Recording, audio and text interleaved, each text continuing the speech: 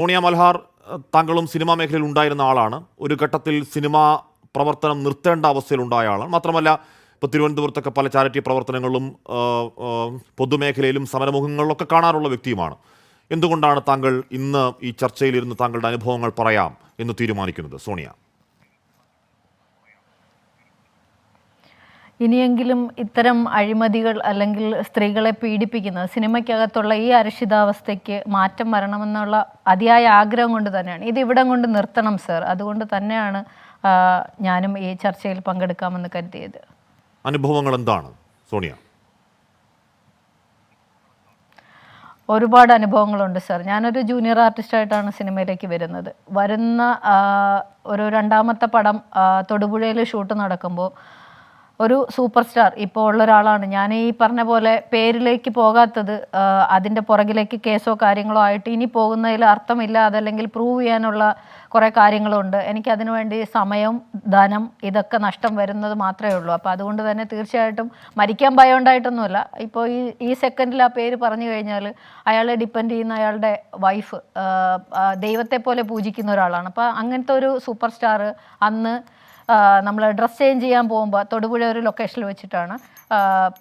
ഒരു ചെറിയൊരു ബിൽഡിങ്ങിലാണ് നമ്മുടെ കോസ്റ്റ്യൂം ചേഞ്ചും മേക്കപ്പും ഒക്കെ ആയിട്ട്. അപ്പോൾ പോകുന്ന സമയത്ത് പിന്നെ നമ്മൾ ടോയ്ലറ്റിലേക്ക് പോവുകയാണ്. പോയിട്ട് തിരിച്ചു വരുന്ന സമയത്ത് അപ്രതീക്ഷിതമായിട്ട് അൺഎക്സ്പെക്റ്റഡ് ആയിട്ട് ഒരാൾ ഹോൾഡ് ചെയ്യുക. ഭയന്ന് പോയി. ഒന്നാമത് ആ ലൊക്കേഷൻ തന്നെ ഇത്തിരി പേടിപ്പിക്കുന്ന ഒരു സ്ഥലമാണ്. അപ്പോൾ ഞാൻ പേടിച്ചു പോയപ്പോൾ നോക്കുമ്പം നമ്മളെ തലയ്ക്ക് മീതെ ഇങ്ങനെ നോക്കുമ്പം കാണുന്നത് അത്രയും വലിയ സൂപ്പർ സ്റ്റാറാണ്. ഒന്നുമില്ല, പകലാണ്. ഷൂട്ട് തുടങ്ങുന്നതിന് ഒരു 10 മണിയേ ആവുള്ളൂ. എല്ലാം ക്യാമറ ഓക്കെ, നമ്മൾ കോസ്റ്റ്യൂമിലാണ് ഒക്കെയാണ്. അപ്പോൾ ഹോൾഡ് ചെയ്തങ്ങ് പെട്ടെന്നങ്ങ് പിടിച്ചപ്പോൾ സത്യത്തിൽ ഞാൻ പേടിച്ചു പോയി.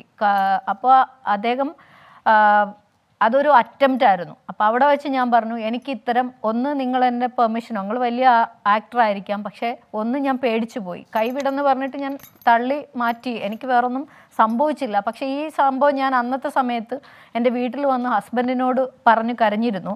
അപ്പോൾ പുള്ളി ഇനി അഭിനയിക്കാൻ പോകണ്ട, ഇങ്ങനെയൊക്കെയാണോ, അപ്പോൾ ഇത്രയും വലിയൊരു നടൻ ഇങ്ങനെയാണോ എന്നൊക്കെ ചോദിച്ചാൽ ആ പ്രശ്നം അങ്ങനെ പറഞ്ഞിരുന്നു. പിന്നെ എൻ്റെ കുറച്ച് അടുത്ത സുഹൃത്തുക്കളോടും പറഞ്ഞു. പിന്നീട് ആ പുള്ളി എന്നോട് മാപ്പ് പറഞ്ഞു. അന്നത്തെ ദിവസം തന്നെ വൈകുന്നേരം ആ നമ്പർ അവിടെ നിന്ന് എടുത്തിട്ട് എന്നെ വിളിച്ചിട്ടുണ്ടായിരുന്നു. എൻ്റെ അടുത്ത് പറഞ്ഞു, ഇപ്പോൾ എനിക്ക് തോന്നുന്നു 7-8 years ആവും. അപ്പോൾ ആ സമയത്ത് പറഞ്ഞു, എനിക്ക് ആ ഒരു സമയത്ത് ആ സമയത്ത് മാത്രമല്ല, സോണിയെ ഞാൻ പ്രൊട്ടക്റ്റ് ചെയ്തോളാം, എനിക്ക് നിങ്ങളുടെ സ്വഭാവം ഇഷ്ടമാണ്. അങ്ങനെ അതൊക്കെ ഒരു എക്സ്ക്യൂസസ് ആണ് സർ. അത് ഒരു വലിയ നടനാണ്, അയാൾക്ക് ഫാമിലി ഉണ്ട്, അയാൾ ഒരു സ്റ്റാർഡം കീപ്പ് ചെയ്യുന്ന ഒരാളാണ്, നമ്മളെല്ലാം ബഹുമാനിക്കുന്ന ആളാണ്, ഇപ്പോൾ സോഷ്യൽ വർക്കും കാര്യങ്ങളൊക്കെ ചെയ്ത് ഇൻവോൾവ് ആയി നിൽക്കുന്ന ഒരു വ്യക്തിയാണ്. അന്ന് മാപ്പ് പറഞ്ഞതുകൊണ്ട് തന്നെ എൻ്റെ മൈൻഡിൽ നിന്ന് ആ വിഷയം ഞാൻ വിട്ടതാണെങ്കിലും ഇത്തരം സന്ദർഭത്തിൽ അത് വീണ്ടും ഓർമ്മ വരികയാണ്. ഇതാണ് ഫസ്റ്റ് ഞാൻ പേടിച്ചു പോയൊരനുഭവം. പിന്നീട് നമ്മൾ ഒരുപാട് ആദരിക്കുന്ന, എല്ലാവരും ചിരിപ്പിക്കുന്ന, മൺമറഞ്ഞു പോയൊരു കലാകാരൻ, അപ്പൂപ്പൻ്റെ പ്രായമുള്ള ഒരാളാണ്. അപ്പോൾ ആ സമയത്ത് അദ്ദേഹം ഇതുപോലെ നമ്മളോട് ഇങ്ങനെ ഒരു അറ്റംപ്റ്റ് നടത്താൻ ഇഷ്ടമാണോ, അല്ലെങ്കിൽ അങ്ങനെ റൂമിലേക്ക് ചെല്ലുമോ എന്നുള്ള രീതിയിൽ ചോദിച്ചു. ഞാൻ പറഞ്ഞു, നിങ്ങളെൻ്റെ അപ്പൂപ്പൻ്റെ പ്രായമാവാനുള്ള ഒരാളാണ്, അപ്പം എങ്ങനെയാണ് സാർ നിങ്ങൾക്കൊക്കെ ഇങ്ങനെ തോന്നുന്നതെന്ന് ചോദിച്ചു. എൻ്റെയൊക്കെ മനസ്സിലെ വിഗ്രഹം അന്ന് വീണുടയുമായിരുന്നു. ശരിക്കും പറഞ്ഞാൽ എനിക്കെന്തോ ഒരു ഭയങ്കര സഹതാപം തോന്നി. ഈ മനുഷ്യന്മാരൊക്കെ ശരിക്കും ഇങ്ങനെ നമ്മൾ കാണുന്ന വെള്ളി വെളിച്ചത്തിൽ കാണുന്ന ആളുകളെ അല്ലല്ലോ ഇവർ ലൊക്കേഷനിൽ. ഇപ്പം ജൂനിയർ ആർട്ടിസ്റ്റ്, അന്ന് എനിക്ക് ശബ്ദമില്ലാത്ത ആളാണ്, ഞാൻ വലിയ സോണിയ മൽഹാർ ഒന്നും ആയിട്ടില്ല. അപ്പോൾ എനിക്ക് ഭയന്ന് പേടിച്ച് നമ്മളൊരു പടത്തിൽ അഭിനയിക്കാൻ വേണ്ടി പോവാണ്. പക്ഷേ ഞാൻ പറഞ്ഞു, ഞാനെങ്കിൽ ഇപ്പോൾ ഇവിടുന്ന് പോകുമെന്ന് പറഞ്ഞു. അപ്പോൾ അയാൾ പറഞ്ഞു, അയ്യോ വിട്ട് ഞാൻ വേറൊന്നുമില്ല, ജസ്റ്റ് ചോദിച്ചതാണ്, നിങ്ങളെ ഇഷ്ടപ്പെട്ടതുകൊണ്ട് ചോദിച്ചതാണ്. അപ്പം ഞാൻ ചോദിച്ചു, ഇങ്ങനെ ഇവിടെ വരുന്ന എല്ലാ ചെറിയ കുട്ടികളോടും, നിങ്ങൾക്ക് എന്താ ഇത്ര കൊമ്പുണ്ടോ, നിങ്ങളെക്കാട്ടി ഇവിടെ ചെറിയ കുട്ടികളൊന്നുമല്ല അവരൊക്കെ. അപ്പോൾ അതൊക്കെ കേട്ടപ്പോൾ എനിക്ക് ആ സമയത്ത് ഭയങ്കര ഞെട്ടലും പേടിയും ഒക്കെ ഉണ്ടായിരുന്നു. പിന്നെ ഇത് എവിടെ പരാതി പറയാൻ, ഞാൻ അമ്മയിൽ മെമ്പർ അല്ല. അങ്ങനത്തെ ഒരുപാട് സംഭവങ്ങൾ ലൈഫിൽ ഉടനീളം വന്നിട്ടുണ്ട്. അവരൊന്നും കേട്ടിട്ടേയിലൊന്നുമില്ല, അവർക്ക് ഭയങ്കര ഞെട്ടലാണിത് കേൾക്കുമ്പോൾ. ഇപ്പോൾ സോണിയ പറയുന്നത് കേൾക്കുമ്പോൾ ഇത് ഹേമ കമ്മിറ്റി പറയുന്നത് പോലെ വളരെ കോമൺ ആണ്, ആ മേഖലയിലെ വളരെ സാധാരണമായൊരു വ്യവഹാരമാണ് ഈ ചോദിക്കൽ, അല്ലേ സോണിയ? ഉറപ്പായിട്ടും സർ. അതായത് അവർക്ക് ഒരു ഉളുപ്പും ഇല്ലാതെയാണ് നമ്മളെ ഒരു ഇപ്പം ഇത് എല്ലാവരും അങ്ങനെയല്ല കേട്ടോ സർ. അതായത് 100% നമ്മൾ ഇതിനകത്തൊരു 15% വൃത്തികെട്ടവന്മാർ തന്നെയാണ്. അത് ചിലപ്പോൾ വലിയ ആളുകൾക്ക് വേണ്ടിയിട്ടാവും. അതായത് ഇപ്പോൾ ഒരു പ്രൊഡക്ഷൻ കൺട്രോളറാണ്, ജൂനിയർ ആർട്ടിസ്റ്റ് ആകുമ്പോൾ നമ്മളെ വിളിക്കുന്നത് ഡയറക്ടർ നേരിട്ടൊന്നുമല്ല, പ്രൊഡക്ഷൻ കൺട്രോളർ ആയിരിക്കും വിളിക്കുന്നത്. അവിടം തൊട്ട് തുടങ്ങും. അയാൾ ചോദിക്കും നിങ്ങൾ ഓക്കെ ആണോ അങ്ങനെ. അപ്പം അതുകൊണ്ട് മാത്രം എത്ര അവസരങ്ങളാണ് എനിക്ക് പോയത്. എനിക്ക് അതുകൊണ്ട് നട്ടലോടെ ഇവിടെ ഇരിക്കാൻ പറ്റി. ഞാൻ അവരോട് പറഞ്ഞ ഇതാണ്, എനിക്ക് അഭിനയിക്കാനേ അറിയുള്ളൂ സാർ. എനിക്ക് കുറേ ലിമിറ്റേഷൻ ഉണ്ട്, അതിൽ നിന്നുകൊണ്ട് അഭിനയിക്കാൻ പറ്റും. അത് നിങ്ങൾ ക്യാരക്ടർ തന്നാൽ ഞാൻ ചെയ്യും. പൈസ ഇത്തിരി കുറഞ്ഞാലും കുഴപ്പമില്ല, എൻ്റെ സേഫ്റ്റി മുഖ്യം എന്ന് ഞാൻ പറഞ്ഞിട്ടുണ്ട്. എനിക്ക് തുണി ഉരിയാൻ പറ്റില്ല, അതിനുവേണ്ടി നിങ്ങൾ പൈസ തരാൻ വേണ്ട. അങ്ങനെയാണെങ്കിൽ ഇതിന് വിളിക്കേണ്ട വേറെ ആൾക്കാരല്ലേ സാറേ എന്ന് ഞാൻ ചോദിച്ചിട്ടുണ്ട് പലരോട്. ഈ ചോദ്യങ്ങളൊക്കെ അവരെ ചൊടിപ്പിച്ചത് കൊണ്ടായിരിക്കാം.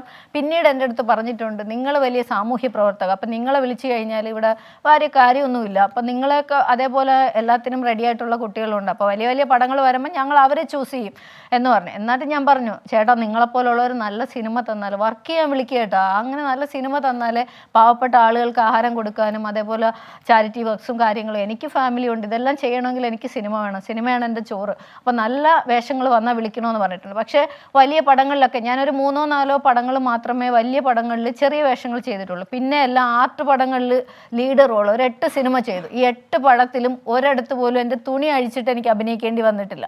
അപ്പോൾ അതാണ് അവരെന്ന് വെച്ചാൽ പുതിയ സംവിധായകരാണ്, അവർക്കൊരു സിനിമ അവരുടെ സിഗ്നേച്ചർ ഫിലിം ചെയ്യണം എന്നുള്ളതാണ്. അപ്പോൾ വലിയ നടികൾ ഡേറ്റ് കൊടുക്കില്ല. അപ്പം നമ്മളെപ്പോലെ പാവപ്പെട്ട ഒരു ആർട്ടിസ്റ്റിനെ വിളിച്ച് പൈസയൊക്കെ കുറച്ച് അഭിനയിപ്പിക്കും. അപ്പോൾ അതുകൊണ്ട് എനിക്കൊരു 8 പടം അഭിനയിക്കാൻ പറ്റി. റിതം, സ്ത്രീ, വല, നീരവം, നിദ്രാടനം, ഇങ്ങനെ തുടങ്ങി കുറേ സിനിമകൾ ഞാൻ നായികയായിട്ട് ചെയ്തു.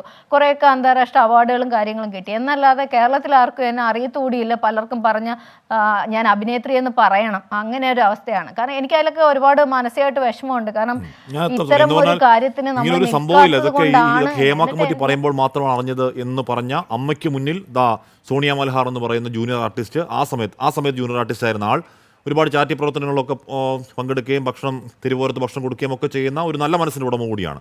സോണിയ പറയുന്ന ഈ കാര്യം കൂടി, ഇത് ആദ്യ കാര്യമല്ല, ഈ ദിവസങ്ങളിൽ ഒരുപാട് കാര്യങ്ങൾ വരുന്നുണ്ട്. ആ കാര്യങ്ങൾ കൂടി ഞാൻ വെക്കാണ്.